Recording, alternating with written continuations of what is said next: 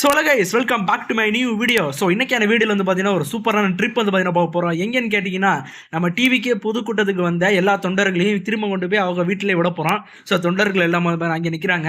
So தொண்டர்கள் எல்லாத்தையும் வந்து திருப்பி அவங்க ஊரில் கொண்டு போய் பத்திரம் விடுவோம். அதுக்கு தான் நம்ம ட்ராவல்ஸ்லேருந்து நம்மளை இன்னைக்கு கூப்பிட்டுருக்காங்க. ஸோ கைஸ் இங்கே பார்த்தீங்கன்னா நம்ம டிவிக்கே பஸ் ஸ்கின் வந்து பார்த்தீங்கன்னா இருக்குது. நம்ம டிவிக்கே பஸ் மூட உங்களுக்கு வேணும்னா கமெண்ட்டில் சொல்லுங்கள். கீழே வந்து பார்த்தீங்கன்னா டிஸ்கிரிப்ஷன் லிங்க் கொடுத்துருக்கேன். ஸோ இது வந்து பார்த்தீங்கன்னா நம்ம வழக்கமான ஜெட் பஸ் தான். ஜெட் பஸ்ஸில் தான் இந்த ஸ்கின் வச்சிருக்கோம். உண்மையில வந்து பார்த்தீங்கன்னா வேற லெவலில் இருக்குது இந்த மோடு. கண்டிப்பாக நீங்கள் ட்ரை பண்ணுங்க. ஓகே கைஸ், வீடியோக்குள்ள போகிறதுக்கு முன்னாடி மறக்காம நம்ம சேனலை சப்ஸ்கிரைப் பண்ணிக்கோங்க. பக்கத்தில் இருக்கிற பெல் ஐக்கான் ஆல்ல போட்டுக்கோங்க.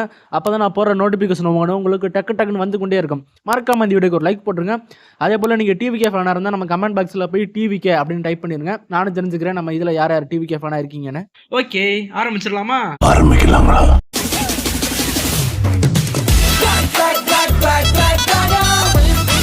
ஸோ கைஸ், நமக்கு இந்த மலைக்கு அப்படி என்னதான் ராசின்னு தெரியல. நம்ம எப்போ வண்டி எடுத்தாலும் சரி கண்டிப்பாக வந்து பார்த்தீங்கன்னா இது வந்துடுது மலை. ஸோ கைஸ், இப்போ வந்து பார்த்தீங்கன்னா தளபதியோட அந்த அனல் பறக்கும் பேச்சை வந்து பார்த்தீங்கன்னா நம்ம கேட்க போகிறோம். ஸோ அந்த தொண்டருக்கு யாரோ ஒருத்தர்கிட்ட வந்து பார்த்தீங்கன்னா பென்ட்ரைவ் இருக்குன்னு சொன்னார். அந்த பென்ட்ரைவை வச்சு இன்றைக்கி தளபதி பேச்சு என்னால் நேரில் பார்க்க முடியல. அதனால் சூப்பராக நம்ம டிவியில் போட்டு எல்லாருமே சேர்ந்து பார்த்துட்டு போகலாம். ஸோ அண்ணா அந்த பென்ட்ரைவ் கொண்டு வந்து விடுங்கண்ணா. இந்த இருங்க. ஸோ கைஸ், இந்த இருங்க, டிவி ஆன் பண்ணிட்டு வந்துடுறேன். ஓகே கேஸ், டிவி வந்து பார்த்தீங்கன்னா ஆன் பண்ணியாச்சு. அப்ப தளபதி தாங்க பேச போறாரு. அருமையான டைமிங்டா தலைவா. என் நெஞ்சில் குடியிருக்கும். அப்படி சொல்லுங்க தளபதி, அப்படி சொல்லுங்க. என்னுடைய தோழர்களுக்கும் தோழிகளுக்கும் தமிழக மக்களுக்கும் என்னுடைய வணக்கம். நம்ம குடும்ப உறவுகளை இழந்ததுனால சொல்ல முடியாத வேதனையிலும் வலியிலும் இவ்வளவு நாளா இருந்தேன். அப்படிப்பட்ட அந்த சூழல்ல நம்ம சொந்தங்களின் மனம் பற்றி இருக்க வேண்டியது நம்மளுடைய கடமை. அதனாலதான் அவங்களோட சேர்ந்து அமைதி காத்து வந்தோம். ஆனா இப்படி அமைதி காத்து வந்த நேரத்துல நம்மளை பத்தி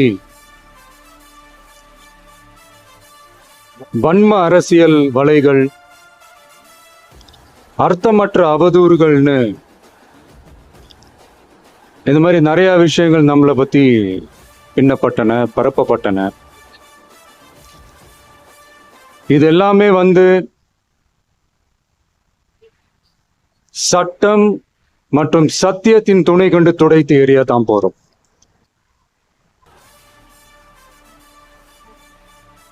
பட் அதுக்கு முன்னாடி தமிழக சட்டமன்றத்தில் நமக்கு எதிராக நிகழ்த்தப்பட்ட ஒரு உரைக்கு ஒரு நாகரிக பதிலடி கொடுக்கணும்னு நான் நினைக்கிறேன்.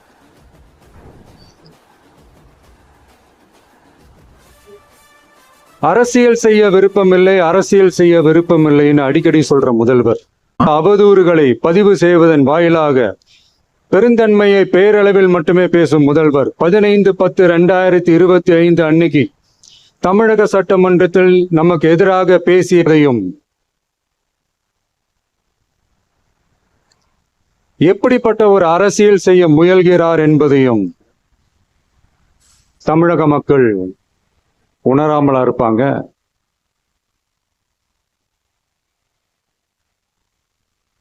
இந்த கரூரோட சேர்ந்து 5-6 மாவட்டத்துக்கு இந்த மக்கள் சந்திப்பு நிகழ்ச்சிகள்லாம் நடத்தியிருக்கிறோம், போயிருக்கிறோம். அங்கெல்லாம் இந்த லாஸ்ட் மினிட் வரைக்கும் எங்களுக்கு அந்த இடம் கொடுப்பாங்களா மாட்டாங்களா, பெர்மிஷன் தருவாங்களா மாட்டாங்களா, இப்படியே இழுத்து அடிச்சுக்கிட்டு இருப்பாங்க. நான் நாகப்பட்டினத்துல சொன்னது மாதிரி தான். நாங்க ஒரு இடம் செலக்ட் பண்ணி கேட்போம், மக்கள் நல்லா ஸ்பேஷியஸா நின்று பார்க்குற மாதிரி. பட் அவங்க அதையெல்லாம் ரிஜெக்ட் பண்ணிட்டு மக்கள் நெருக்கடியோட நின்று பார்க்குற மாதிரி ஒரு இடத்த செலக்ட் பண்ணி எங்களுக்கு கொடுப்பாங்க. இது வந்து டிஃபால்ட்டா எல்லா இடத்துலையும் இந்த ஒரு ஆர்குமெண்ட் நடந்துட்டு இருக்கும்னு வைங்க.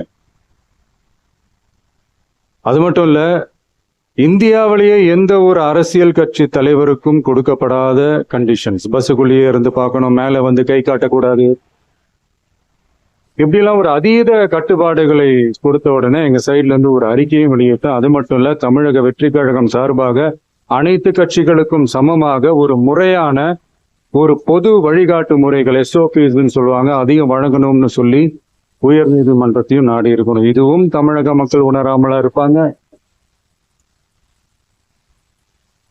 இப்படி ஒரு அரசியல் காழ்ப்புடன் நேர்மை திறனற்று நம்மளை பத்தி குற்றம் சாட்டியுள்ள குறுகிய மனம் கொண்ட முதல்வர் அவர்களுக்கு ஒரு சில கேள்விகள். உச்ச நீதிமன்றத்தில், அதாவது 13/10/2025 அன்னைக்கு உச்ச நீதிமன்றத்துல நடந்த அந்த விவாதங்களை வைத்தும் அந்தந்த உத்தரவுகளை வைத்தும் இந்த கேள்விகள். இப்படி பொய் மூட்டைகளா நம்மளை பத்தி இந்த அவதூறுகளை அவிழ்த்து விட்ட முதல்வர் அவர்களுக்கும் திமுக அரசுக்கும் சார்பாக கோடிகளை கொட்டி அமர்த்தப்பட்ட அறிவார்ந்த வழக்கறிஞர்கள் அவங்க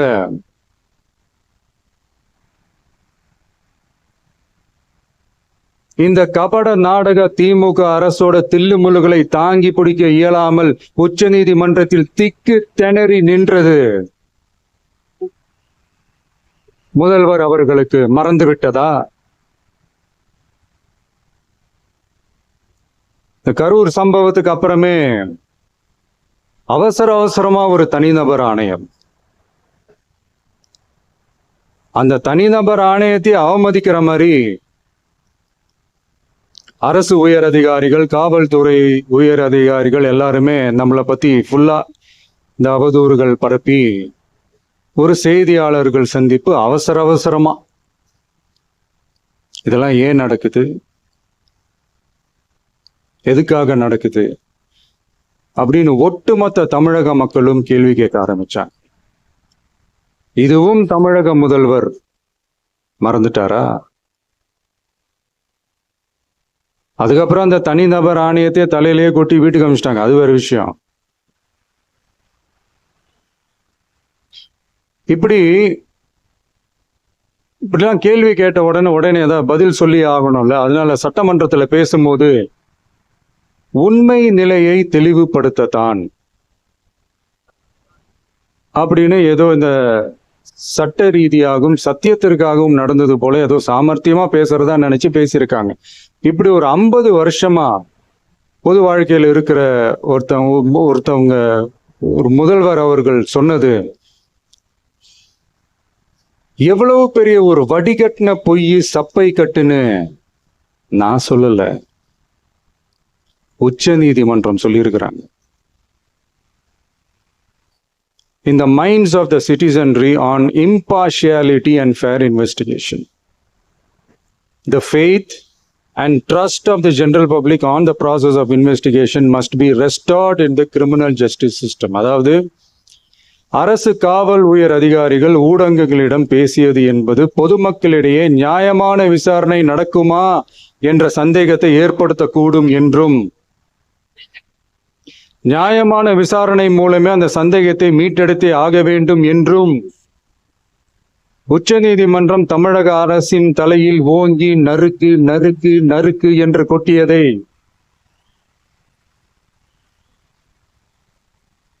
முதல்வர் அவர்கள் மறந்துட்டாரா? மாண்புமை சென்னை உயர் நீதிமன்றத்தின் மாண்புமிகு நீதியரசர் எஸ்ஐடி அமைத்து உத்தரவிட்டார் அல்லவா? அந்த உத்தரவை ஏதோ சட்டத்தின் மீதும் நீதி பரிபாலனத்தின் மீதும் மரியாதை கொண்டவர்கள் போல ஒரு நாடகத்தனமான கொண்டாட்டத்தை திமுகவிற்கு ஒத்து ஊதுவோரும் நடத்தி கூத்தாடி குதூளித்தனர் அல்லவா? தாவேக்காவிற்கு எதிராகவும் நமக்கு எதிராகவும் உயர்நீதிமன்ற மாண்புமிகு நீதியரசர் தீர்ப்பளித்து விட்டதாக விதந்தோதி விழா எடுத்தனர் அல்லவா? அந்த உத்தரவை குறித்து சொல்லும் போது எந்த ஆவணத்தின் அடிப்படையில் அந்த உத்தரவு அமைக்கப்பட்டது? நான் கேட்கல, உச்ச நீதிமன்றம் கேட்டிருக்கிறாங்க. The judgment is completely silent about how learned single judge arrived at such a conclusion and what material was pursued by the court என்று உச்ச நீதிமன்றம் உரத்த குரலில் கேள்வி கேட்டது. அப்போதும் கூட உச்சநீதிமன்றத்தில் திமுக அரசுக்காக வாதாடிய அறிவார்ந்த மூத்த வழக்கறிஞர்கள் பதில் சொல்ல இயலாமல் வாய் மூடி மௌனம் காத்ததை நாடே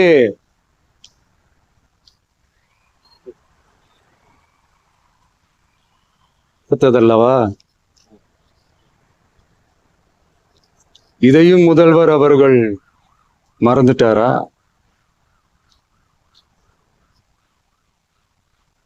Such petition ought to be dealt with by the division bench, registering as public interest litigation in right earnest and not to be dealt with by a single bench. அதாவது பொது வழிகாட்டு முறைகளான SOP அமைக்கப்பட்டு வெளியிட வேண்டும் என்ற கோரிக்கையுடன் வந்த ரிட் மனுவை நீதிபதிகள் டிவிஷன் பெஞ்ச் தான் கையாள வேண்டும். தனி நீதிபதி பெஞ்ச் கையாளக்கூடாது என்றும் உச்சநீதிமன்றம் சொன்னதல்லவா? அது மட்டுமா, கோரிக்கையே இல்லாமல் SIT அமைக்கப்பட்டது எந்த வகையில் சரி என்றும் கேள்வி எழுப்பியது உச்சநீதிமன்றம். இது எல்லாமே அறியாமலோ இல்ல அறியாதது போலவோ உச்சபட்ச அதிகார மயக்கத்தில் இருந்து பேசினாரோ முதல்வர் அவர்கள்? மனிதாபிமானம், அரசியல் அறம், மாண்பு இதெல்லாம் எதுவுமே இல்லாம வெறும் பேச்சில மட்டுமே பேசிக்கிட்டு அரசியல் ஆதாயம் தேடுற ஆட்டத்தை ஆடத் தொடங்கிவிட்டார் முதல்வர் அவர்கள்.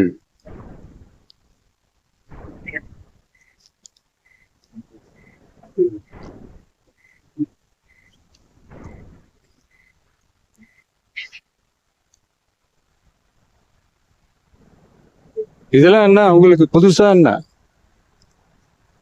1969க்கு அப்புறமே எப்போ கட்சி அவங்க கைக்கு வந்ததோ,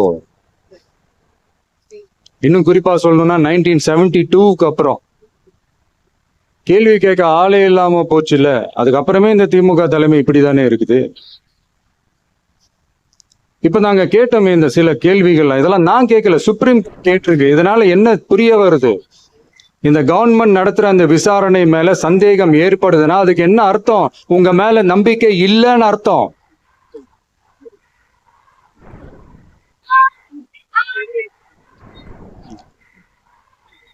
இதெல்லாம் ஏன் எதுக்காகன்னு முதல்வர் அவர்களுக்கு புரியுதா?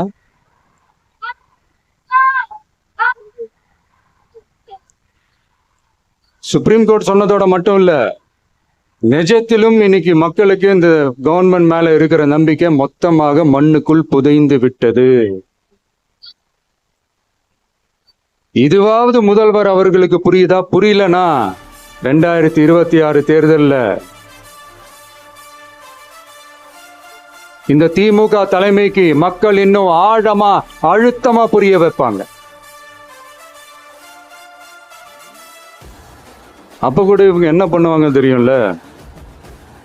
5 வருஷத்துக்கு ஒரு வாட்டி பழக்க தோஷத்துல ஒரு அறிக்கை ஒண்ணு வெளியிடுவாங்களோ, மக்கள் தீர்ப்புக்கு தலைவணங்கி. ஓகே கேஸ், தளபதியோட அந்த அனல் பறக்கும் பேச்சு வந்து பார்த்தீங்கன்னா எல்லாருமே கேட்டிருப்பீங்க. செம்ம சூப்பராக பேசியிருந்தாரு. ஸோ 2026 நீங்கள் யாருக்கு ஓட்டு போட போகிறத மறக்காமல் கமெண்ட்டில் சொல்லிட்டு போங்க. நான் கண்டிப்பாக விஜய்க்கு தான் போட போகிறேன். ஸோ நீங்கள் மறக்காமல் யாருக்கு போட போகிறேன்னு கமெண்ட்டில் தட்டி விட்டு போயிருங்க. ஓகே, தேங்க்ஸ் ஃபார் வாட்சிங் திஸ் வீடியோ. இந்த வீடியோ உங்களுக்கு பிடிச்சிருந்தா மறக்காம லைக் பண்ணுங்கள், ஷேர் பண்ணுங்கள். நீங்கள் டிவிகே ஃபேனாக இருந்தால் மறக்காமல் கமெண்ட்டில் டிவிகேங்கிறத போட மறந்துடாதீங்க. ஓகே, மீண்டும் அடுத்த வீடியோவில் உங்களை சந்திக்கும் வரை உங்களிடம் விடைபெறுவது உங்கள் டார்க் டிராகன் கேமிங். மறக்காம சர்ப்ரைஸ் பண்ணுங்க. தேங்க்யூ.